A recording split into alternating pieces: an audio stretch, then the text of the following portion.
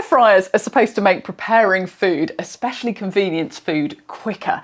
So it's slightly frustrating that pizza, one of the most popular convenience foods in the UK, often doesn't actually fit in the drawer of an air fryer. Earlier this year, I reviewed the Typhur Dome 2, which solved the pizza problem, but had a premium price tag and you needed to use an app to access all its functions. Now Tefal have brought out their own pizza oven cum air fryer, which promises to offer the speed that we all want with a drawer which is big enough to fit a pizza. So I decided to check it out. So let's start with taking a look at the outside of this pizza oven. For me, it was an immediate win on design. It's got a compact footprint on the worktop, and it leaves loads of space between the top of the oven and overhead cupboards. In fact, Tefal say it's nearly half the height of their similar capacity single drawer easy fry precision air fryer. And it also has a very clean and modern looking control panel. The tray is 272mm wide by 276mm deep, with a non-stick coating which is dishwasher safe. There are lots of things about this model which made me think of the Dome 2. Like that air fryer, the Tefal has two heating elements, one at the top and one at the bottom. And both appliances also have shallow drawers which are perfect for pizzas. The Tefal's is 6cm deep, which is slightly deeper than the Dome's. Now, although I didn't try cooking a spatchcock chicken in the Dome when I tested it, I have seen other people do it. So on the basis that the Tefal is actually slightly deeper, I decided to give it a go with a 1.8kg chicken. It fitted, but it was an extremely tight fit, and after about 30 minutes, the top of the chicken started to burn, so I had to admit defeat and switch it over to the oven for the last 15 minutes. To be honest though, I get the feeling that this Tefal oven is not really built for cooking whole chickens. It's really designed for drumsticks, wings or nuggets. There were a couple of noticeable differences with this cheaper model compared to the Dome. Firstly, it's the first air fryer like appliance which I have reviewed which doesn't have a crisper plate. Even the Dome 2 has one, albeit it's very shallow. Instead, the Tefal has a ribbed base to the drawer, which I'm guessing is supposed to lift the food above any oil or juices. But as you'll see when I show you the cooking that I did in it, it's an imperfect solution.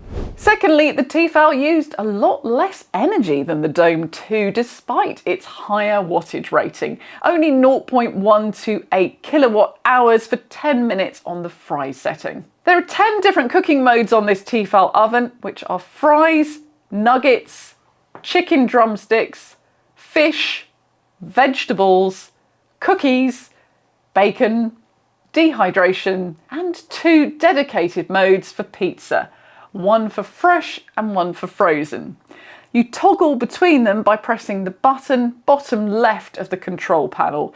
Although it's not clear if there's any variation in fan speed on the main cooking modes, it was noticeable that the fan ran at a much slower and quieter speed when the oven was on dehydrate. This model has a maximum temperature of 230 Celsius and a minimum of 40 Celsius and can be set for up to 12 hours of cooking. As ever, I gave it a good testing in our family kitchen during the week. The first thing I tried it out with was a frozen pizza. The drawer will fit a pizza which is up to 11 inches wide. This Pizza Express one is nowhere near as good as the ones in the restaurant, but I buy them when they're on offer to keep in the freezer for my hungry teenage son. The box advised 16 minutes at 180 Celsius, and Tefal's frozen pizza mode defaults to 220 for 8 minutes. So I split the difference and tried cooking it at 200 Celsius. And this is what it looked like after 9 minutes. Next time I would drop the temperature a little, but I reckon it would still be cooked in about 10 minutes, which is significantly quicker than a conventional oven, particularly if you factor in preheating time.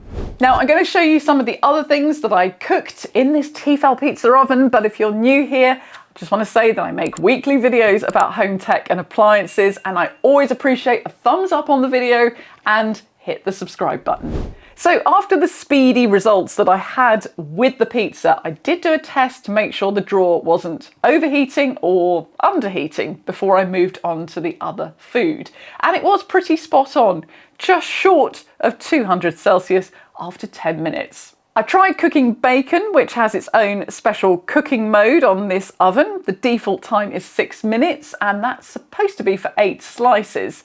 I cooked 7 and found the 6 minutes wasn't long enough for my liking, so I ran the cooking program a second time to get the rashers cooked through.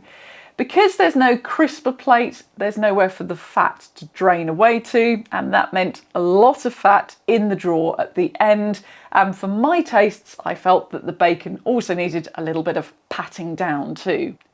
There's also a vegetables mode, which I tested out with a tray of mixed roast veg and got good results. The large surface area of the drawer also means this pizza oven is good for making cookies there. I had great success making them in the Typhur too.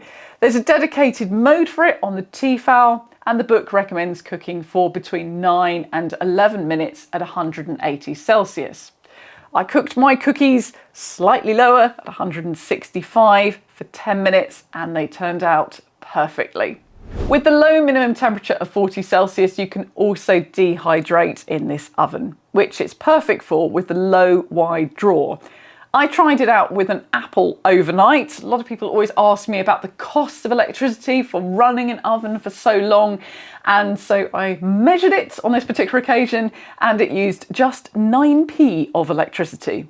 One of the things this Tefal claims to be particularly good at is cooking large quantities of fries. I didn't try out the 1 kilogram, which it says it can do in one go, but I did try a smaller quantity and they cooked quickly and turned out well.